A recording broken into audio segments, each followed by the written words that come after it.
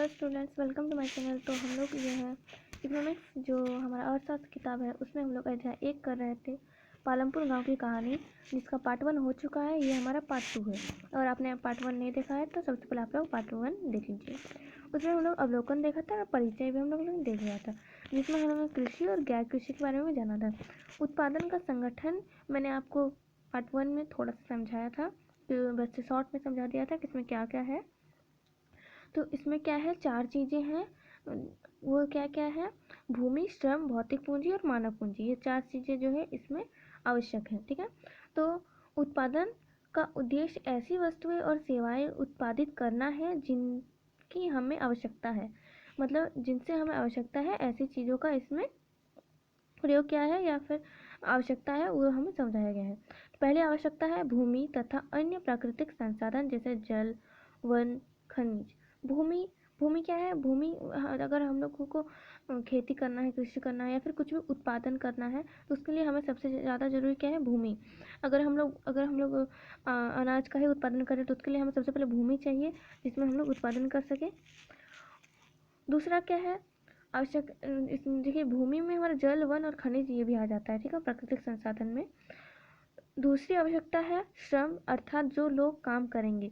अगर हमारे पास भूमि है, उसमें हमें अनाज उगाना है तो उसके लिए हमें श्रम, यानी किसी इंसान जो उसमें मेहनत करेगा, बीज डालेगा, तभी श्रम करेगा, तभी उसमें हमारा जो है अनाज उग पाएगा।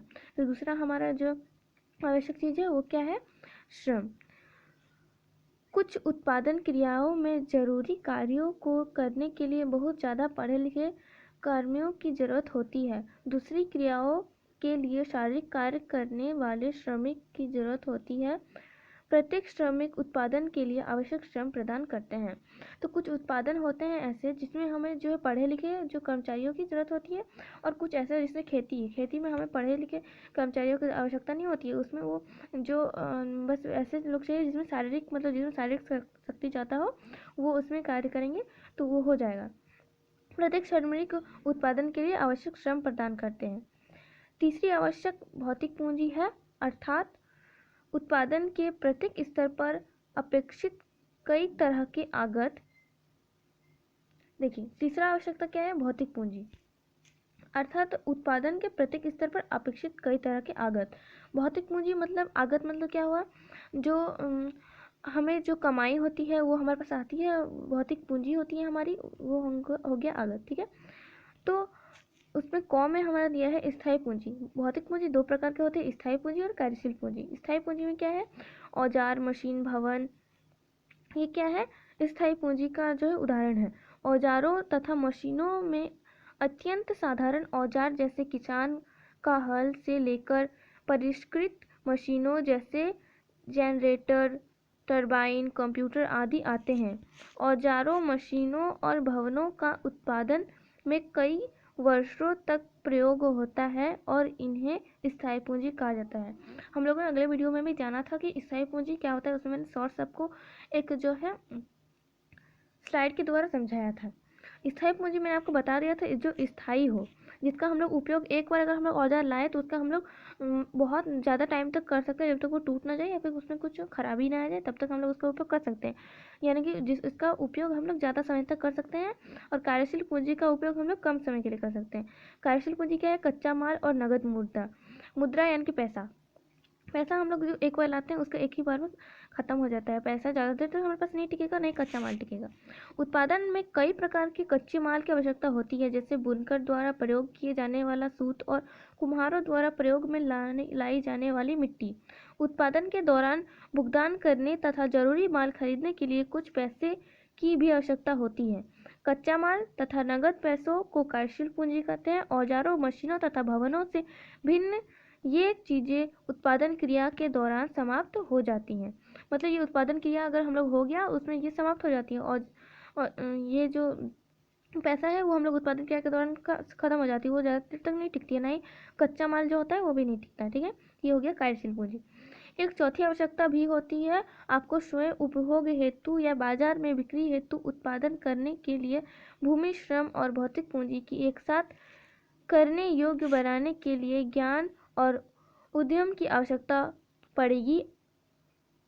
मतलब इसमें एक चौथी आवश्यकता क्या होगी?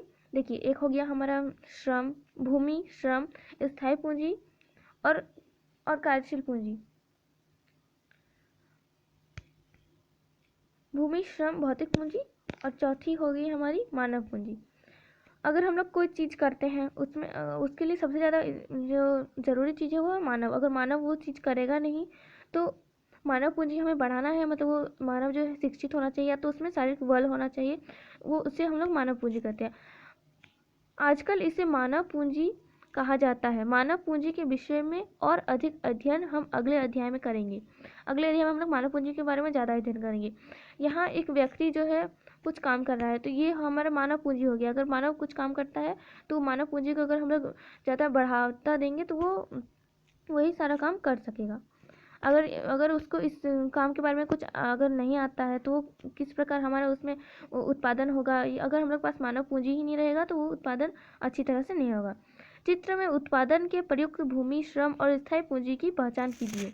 ये चित्र है, इसमें हम आप लोगों को उत्पादन के प्रयुक्त भूमि, श्रम और स्थायी पूंजी की पहचान करना है। ठीक है।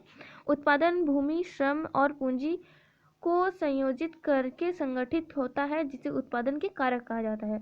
तो उत्पादन के कारक हो गए ये सब चार, क्या हुए? भूमि, श्रम, भौतिक पूंजी और मानव पूंजी। ये चार जो है उत्पादन के कारक हो गया। पालमपुर की कहानी को पढ़ने के क्रम में हम उत्पादन के प्रथम 3 कारकों के बारे में अधिक सीखेंगे। सुविधा के लिए इस अध्याय में हम भौतिक पूंजी को पूंजी कहेंगे। भौतिक पूंजी को हम क्या कहेंगे? पूंजी कहेंगे, सुविधा के लिए। पालमपुर में खेती, भूमि स्थिर है। भूमि क्या होती है? स्थिर होती है। पालमपुर में खेती उत्पादन की प्रमुख क्रिया है। ये हम लोगों ने पार्ट 1 में भी जाना था कि पालमपुर में जो है खेती प्रमुख क्रिया है। काम करने वाले में 75% लोग अपनी जीविका के लिए खेती पर निर्भर हैं। वे किसान अथवा कृषि श्रमिक हो सकते हैं। इन लोगों का हित खेतों में उत्पादन से जुड़ा हुआ है। लेकिन याद रखिए, कृषि उत्पादन में एक मूलभूत कठिनाई है। खेती में प्रयुक्त भूमि क्षेत्र प्रस्तुत स्थिर होता है। इसमें हम लोग क्या जाना कि पालमपुर में जो है खेती उत्पादन की प्रमुख क्रिया है और जो काम करते हैं उसमें से 75% जो लोग अपने जीविका के लिए खेती पर निर्भर है। तो इसमें हमारा क्वेश्चन आता है एग्जाम में कि कितने परसेंट जो लोग हैं वो पालमपुर में मतलब किस चीज़ में, कृषि में निर्भर है। तो 75% जो लोग हैं वो कृषि पर निर्भर है। वो कृषि से ही उनका जो है जीवन चलता है। वे किसान अथवा कृषि श्रमिक हो सकते हैं। वो किसान होते हैं या फिर कृषि श्रमिक होते हैं। इन लोगों का हित खेतों में उत्पादन से जुड़ा होता है। आगे हमारा दिया है कि पालमपुर में वर्ष 1960 से आज तक जुताई के अंतर्गत भूमि क्षेत्र में कोई विस्तार नहीं हुआ है। उस समय तक गांव की कुछ बंजर भूमि को कृषि योग्य भूमि में बदल दिया गया था। नई भूमि को खेती योग्य बनाकर कृषि उत्पादन को और बढ़ाने की कोई गुंजाइश नहीं थी। तो 1960 में क्या हुआ कि जो गांव की जो कुछ बंजर भूमि थी को कृषि योग्य भूमि में बदल दिया गया था 1960 में। मगर जो नई भूमि को खेती योग्य बनाकर कृषि उत्पादन को और बढ़ाने की कोई गुंजाइश नहीं थी, मतलब उसको और बढ़ाना नहीं था।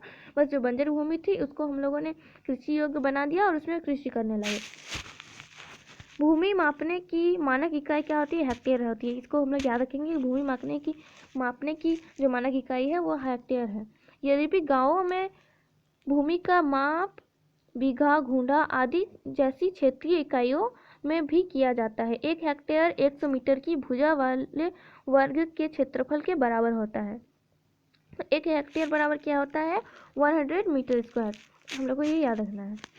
क्या आप 1 हेक्टेयर के मैदानों के क्षेत्र की तुलना अपने स्कूल के मैदान से कर सकते हैं? ये आपको खुद से करना है।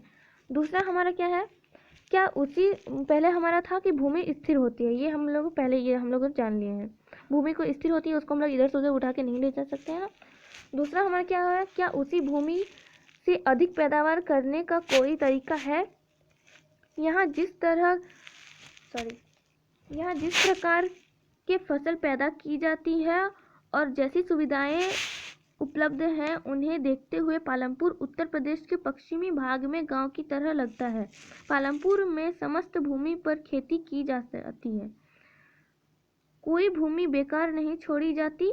बरसात के मौसम खरीफ में किसान ज्वार और बाजरा उगाते हैं। तो ये हम लोग याद रखना कि जो बरसात का मौसम में कौन सा फसल उगाया जाता है, खरीफ फसल उगाया जाता है, उसमें हमारा ज्वार और बाजरा आ जाता है। वो हम लोग खरीफ फसल में आता है जो हम लोग वर्षा के मौसम में उगाते हैं। तो इसमें हमारा ये बोला गया है कि पालमपुर उत्तर प्रदेश के पश्चिम भाग की गांव की तरह लगता है। जो उत्तर प्रदेश है वहाँ का जो पश्चिमी एरिया है वहाँ पर जो है वहाँ का कोई भी भूमि जो है खेती के लिए, मतलब हर एक भूमि जो है खेती के लिए उपयोगी है। वहाँ पे कोई ऐसी भूमि नहीं है जो बेकार पड़ा हो, इसमें कृषि नहीं होती है, वैसा भूमि नहीं है। कहाँ पे? उत्तर प्रदेश के पश्चिमी इलाका में। ठीक है। इन पौधों को पशुओं के, जो ज्वार और बाजरा है वो पौधे को पशुओं के चारे के लिए प्रयोग में लाया जाता है। इसके बाद अक्टूबर और दिसंबर के बीच आलू की खेती होती है। सर्दी के मौसम में कौन सी फसल का उपयोग उगाया जाता है? रबी फसल। ये हमें याद रखना है। बरसात के दिनों में खरीफ फसल, सर्दी के दिनों में रबी फसल। इसमें क्या होता है? गेहूँ। रबी फसल में क्या होता है? गेहूँ उगाया जाता है। ठीक है। उत्पादन गेहूँ में से परिवार के खाने के लिए रखकर शेष गेहूँ किसान रायगंज की मंडी में बेच देते हैं। जो खाने के लिए बचा लेते हैं गेहूँ, और जो बचा कुचा होता है उसे हम लोग रायगंज के में बेचने के लिए मंडी में भेज देते हैं। ठीक है। पालमपुर में ये होता है। भूमि के एक भाग में गन्ने की खेती की जाती है, जिसकी वर्ष में एक बार कटाई होती है। गन्ना अपने कच्चे रूप में या गुड़ के रूप में शाहपुर के व्यापारियों को बेचा जाता है। गन्ना को जो है कच्चे रूप में बेचा जाता है। कहाँ पे बेचा जाता है? शाहपुर में, या तो फिर गुड़ के रूप में शाहपुर में बेचा जाता है। पालमपुर में एक वर्ष में किसान 3 अलग अलग फसलें इसलिए पैदा कर पाते हैं क्योंकि वहाँ सिंचाई की सुविकसित व्यवस्था है। वहाँ पे बिजली अच्छी है, इसलिए वहाँ पे सिंचाई की सुविकसित व्यवस्था है। पालमपुर में बिजली जल्दी ही आ गई थी। उसका मुख्य प्रभाव यह पड़ा कि सिंचाई की पद्धति ही बदल गई। जो वहाँ पे बिजली अच्छी थी इसलिए वहाँ पे सिंचाई अच्छी से होती थी। तब तक किसान कुआं से रहट द्वारा पानी निकालकर छोटे खेतों की सिंचाई किया करते थे। लोगों ने देखा कि बिजली से चलने वाले नलकूपों से ज़्यादा प्रभावकारी ढंग से अधिक क्षेत्र की सिंचाई की जा सकती थी। प्रारंभ में कुछ नलकूप सरकार द्वारा लगाए गए थे, पर जल्दी ही किसानों ने अपने निजी नलकूप लगाना प्रारंभ कर दिया। पहले क्या था कि जो सरकारी द्वारा नलकूप जो चापाकल आता है वो पहले लगाया गया था, लेकिन फिर जो किसानों ने अपने खुद का जो है चापाकल लगाना स्टार्ट कर दिया। परिणाम स्वरूप 1970 के दशक में मध्य तक 20 हेक्टेयर के पूरे जुते हुए क्षेत्र की सिंचाई होने लगी। 1970 तक जो है ये पूरे क्षेत्र की सिंचाई होने लगी। भारत में सभी गांवों में ऐसी उच्च स्तर की सिंचाई व्यवस्था नहीं है। सभी गांवों में ऐसी व्यवस्था आपको नहीं मिलेगी, कुछ में ही मिलेगी। नदियां मैदानों के अतिरिक्त हमारे देश में तटीय क्षेत्रों में अच्छी सिंचाई होती है। इसके विपरीत पठारी क्षेत्रों जैसे दक्षिणी पठार में सिंचाई कम होती है। देश में आज की कुल कृषि क्षेत्र के 40% से भी कम क्षेत्र में ही सिंचाई होती है। हमारा जो देश है उसका 40% से कम के क्षेत्र में ही सिंचाई होती है। शेष क्षेत्र में खेती मुख्यतः वर्षा पर निर्भर है। एक वर्ष में किसी भूमि पर एक से ज्यादा फसल पैदा करने को बहुविध फसल प्रणाली कहते हैं। जो एक वर्ष में हम लोग जो है एक से ज़्यादा फसल उगाते हैं उसे हम लोग बहुविध फसल प्रणाली कहते हैं। यह भूमि के किसी एक टुकड़े में उपज बढ़ाने की सबसे सामान्य प्रणाली है। पालमपुर में सभी किसान कम से कम 2 मुख्य फसलें पैदा करते हैं। कई किसान पिछले 15-20 वर्षों से तीसरी फसल के रूप में आलू पैदा करते हैं या फिर कर रहे हैं। यहाँ हमारा संबंधित वर्षों से जुताई क्षेत्र की कुछ दी हुई है, इसे आप लोग देख लीजिएगा।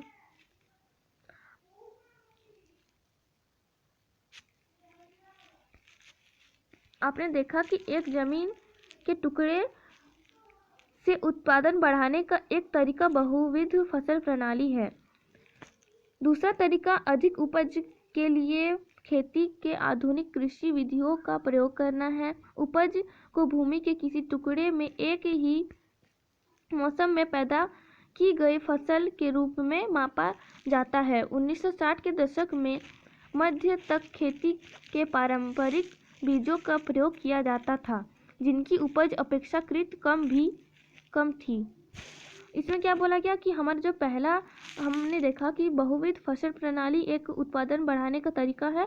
दूसरा तरीके से बताया गया कि अधिक उपज के लिए खेती के आधुनिक कृषि विधियों का प्रयोग किया। आधुनिक जो कृषि विधि है उसका हम लोग प्रयोग करके जो है अधिक उपज कर सकते हैं। उपज को भूमि के किसी टुकड़े में एक ही मौसम में पैदा की गई फसल के रूप में मापा जाता है। 1960 के दशक में क्या हुआ कि मध्य में क्या हुआ तक की खेती में पारंपरिक बीजों का प्रयोग किया जाने लगा। पारंपरिक बीज का प्रयोग करने लगा 1910 के दशक के मध्य में, जिनकी उपज अपेक्षाकृत कम थी, लेकिन उनकी उपज क्या थी? कम थी। परंपरागत बीजों को कम सिंचाई की आवश्यकता होती थी। पारंपरिक जो बीज है उसको कम सिंचाई की आवश्यकता होती थी। किसान उर्वरकों के रूप में गाय के गोबर या दूसरी प्राकृतिक खाद का प्रयोग करते थे। यह सब किसानों के पास तत्काल ही उपलब्ध थे, उन्हें इनको खरीदना नहीं पड़ता था। वो खाद का उपयोग करते थे और दूसरा जो प्राकृतिक खाद होता मतलब गाय का गोबर का खाद या फिर कुछ और प्राकृतिक खाद का उपयोग करके किसान जो है उसमें उर्वरक के रूप में इसका इस्तेमाल करते थे और जो है उनके पास ये तत्काल ही उपलब्ध है, उनको इससे खरीदना नहीं पड़ता था। 1960 के दशक के अंत में हरित क्रांति ने भारतीय किसानों को अधिक उपज वाले बीजों HIV के द्वारा गेहूं और चावल की खेती करने के तरीके सिखाए। तो ये क्वेश्चन आता है कि हरित क्रांति में जो है सबसे अधिक उपज वाले बीज क्या थे? तो हमने बताना है HIV जो है सबसे अधिक उपज वाले बीज थे। परंपरागत बीजों की तुलना में HIV बीजों से एक ही पौधे से ज़्यादा मात्रा में अनाज पैदा होने की आशा थी। एक ही बीज HIV से उसमें अधिक मात्रा की अनाज पैदा होने की आशा थी। इसके परिणाम स्वरूप जमीन के उसी टुकड़े में पहले की अपेक्षा कहीं अधिक अनाज की मात्रा पैदा होने लगी। यद्यपि अति उपज प्रणाली वाले बीजों से अधिकतम उपज पाने के लिए बहुत ज़्यादा पानी तथा रासायनिक खाद और कीटनाशकों की जरूरत थी। अधिक उपज केवल अति उपज प्रजातियों वाले बीजों, सिंचाई, रासायनिक उर्वरक और कीटनाशकों आदि के संयोजन से ही संभव थी। भारत में पंजाब, हरियाणा और पश्चिमी उत्तर प्रदेश के किसानों ने खेती के आधुनिक तरीकों का सबसे पहले प्रयोग किया। इन क्षेत्रों में किसानों ने खेती में सिंचाई के लिए नलकूप और HIV बीजों, रासायनिक उर्वरकों तथा कीटनाशकों का प्रयोग किया। तो इसमें क्या बताया गया कि पंजाब और हरियाणा और पश्चिमी उत्तर प्रदेश के किसानों ने जो खेती के आधुनिक तरीकों का सबसे पहले प्रयोग किया था और उस क्षेत्रों में क्या था कि किसानों ने खेती में सिंचाई के लिए नलकूप और HIV बीजों का और रासायनिक उर्वरकों का प्रयोग किया था। तो उनमें से कुछ ने ट्रैक्टर और फसल गहने के लिए मशीनें खरीदी, जिनसे जुताई और कटाई के काम को तेज कर दिया। उन्हें इनसे गेहूं की ज़्यादा पैदावार प्राप्त हुई। पालमपुर में परंपरागत बीजों से गेहूं की उपज 1300 किलोग्राम प्रति हेक्टेयर थी। HIV बीजों से उपज 3200 किलोग्राम प्रति हेक्टेयर तक पहुंच गई। मतलब हम लोग ये देख सकते हैं कि पारंपरिक बीज से जो है उपज कम हो रही थी और जो है HIV बीज से उपज ज़्यादा हो रही थी। पहले कितना होता था? 1300 किलोग्राम प्रति हेक्टेयर होती थी, लेकिन जब HIV बीजों का जो हम लोग उपयोग करने लगे तो उससे हमारा उपज 3200 किलोग्राम प्रति हेक्टेयर तक पहुँच गई। गेहूं के उत्पादन में बहुत अधिक वृद्धि हुई। HIV बीजों से जो है गेहूं के उत्पादन में सबसे अधिक वृद्धि हुई। ये भी क्वेश्चन आता है कि HIV बीज से जो है कौन से जो अनाज की जो वृद्धि उत्पादन में वृद्धि हो गई, तो हमें ये आंसर देना है गेहूं में। किसानों के पास बाजार में बेचने को अब अधिशेष गेहूं की काफ़ी मात्रा उपलब्ध थी। यहाँ एक आलेख बनाकर दिखाया गया है और इसमें कुछ इस आलेख में हमारा दिया है कि भारत में हरित क्रांति के बाद गेहूं और दालों के उत्पादन को करोड़ टन इकाइयों में दिखाया गया है। इसे एक आरेख बनाकर दिखाया गया है। ठीक है, तो आधुनिक कृषि विधियों को अपनाने वाले किसान के लिए आवश्यक कार्यशील पूंजी क्या है? पहले की तुलना में कृषि की आधुनिक विधियों के लिए किसानों को अधिक नकद की जरूरत पड़ती है, क्यों? ये आपका क्वेश्चन ही आपको बनाना है। अगर आपको ये नहीं समझ में आता है तो आप मुझे कमेंट में बताइएगा, मैं आपको बता दूंगी। आगे तीसरा नंबर में दिया गया है कि क्या भूमि यह धारण कर पाएगी। तो देखिए इसे हम लोग नेक्स्ट जो सेशन में है उसमें जानेंगे। आज के लिए इतना ही। नेक्स्ट सेशन में हम लोग जानेंगे कि क्या भूमि इसे धारण कर पाएगी, ये हम लोग नेक्स्ट सेशन में जो जानेंगे। अभी आज हम लोगों ने क्या जाना कि भूमि स्थिर होती है, भूमि एक ही भूमि में हम लोग अधिक प्रकार के जो है फसल उत्पादन कर सकते हैं। कैसे उत्पादन कर सकते हैं, तो हम लोग बहुलक कृषि विधि के द्वारा कर सकते हैं, आधुनिक कृषि विधि के द्वारा कर सकते हैं, या फिर बहुविध कृषि प्रणाली के द्वारा भी कर सकते हैं। जो है भूमि स्थिर होती है। 75% लोग जो है अपने जीविका के लिए जो है भूमि पर निर्भर है। मानव पूंजी क्या है, ये हम लोग अगले अध्याय में जानेंगे। तो आज के लिए इतना ही। Thank you so much for watching. आप लोगों ने आज तक देखा तो आपके लिए बहुत बहुत धन्यवाद। इसका हम लोग ये पार्ट 2 था, पार्ट 3 भी जल्दी आएगा।